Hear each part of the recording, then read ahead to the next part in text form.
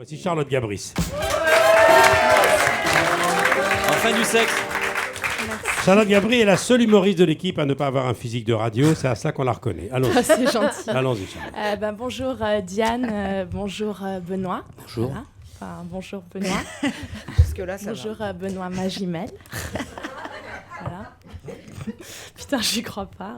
Je suis en train de faire un papier sur Benoît Magimel et c'est ma dernière chronique et c'est un papier sur vous. Benoît Magimel, quoi. Donc voilà. C'est pas contre vous, Diane, hein, c'est pas contre vous parce que moi j'adore ce que vous faites, mais Benoît, moi j'adore ce que vous êtes, quoi. Donc c'est pas pareil. Non, mais faut le dire, quoi. Non, mais je crois que je suis amoureuse de vous depuis La vie est un long fleuve tranquille.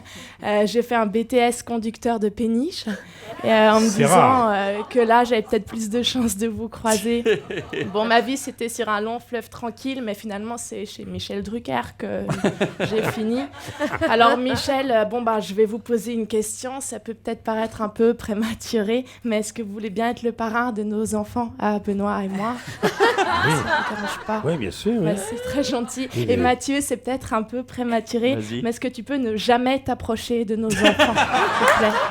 Merci. Parce que... Voilà. Merci. Bon, alors... Évidemment, La vie est un long fleuve tranquille. C'était votre premier film. Tous les deux, en fait, on était gosses. Hein. On se serait peut-être dit je t'aime. On se serait échangé quelques billes. Aujourd'hui, on a grandi. Hein, alors, autant vivre avec son temps, quoi. Je pense qu'on pourrait quand même se dire je t'aime et s'échanger quelques MST. Enfin, ce serait peut-être... plus Un MST mignon, ou un BTS? quoi. MST. Les deux. Ou SMS peut-être, non, Charlotte? Alors bon, j'ai pas envie de parler d'MST parce que j'aimerais aussi parler de vous, Diane, finalement. Hein. Alors moi, c'est vrai que je rêve un jour de tourner dans un de vos films, mais après, c'est vrai que le cinéma, c'est un milieu particulier, c'est vrai. Moi, je donnerais n'importe quoi pour tourner dans un film, même pour jouer une fille qui boit un coca ou un arbre. Moi, ça me ferait super plaisir, quoi. Je fais bien le saule pleureur. Et c'est vrai que c'est frustrant parce qu'on tombe souvent sur des interviews de jeunes actrices qui sont là... Non, pas du tout, non. Non, moi, en fait, le cinéma...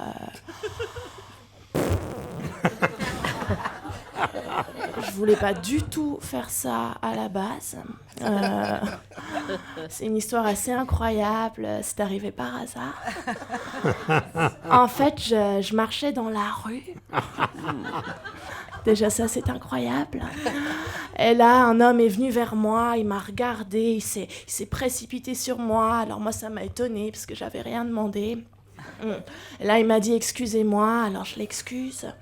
Il me dit « Ça vous dirait de faire du cinéma ?» J'ai dit « Ah, je ne sais pas », parce que j'avais stage d'équitation à ce moment-là. Et finalement, j'ai dit oui, et je vais tourner dans le prochain Woody Allen. Mais ça m'intéressait pas, parce que moi, mon rêve, à la base, c'est de cultiver mon propre compost. Là, il m'a dit « Ça tombe bien, tu vas en rencontrer plein des ordures. »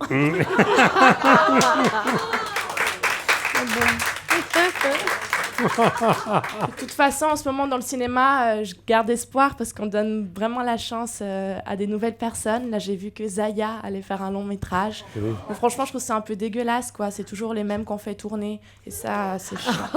Voilà.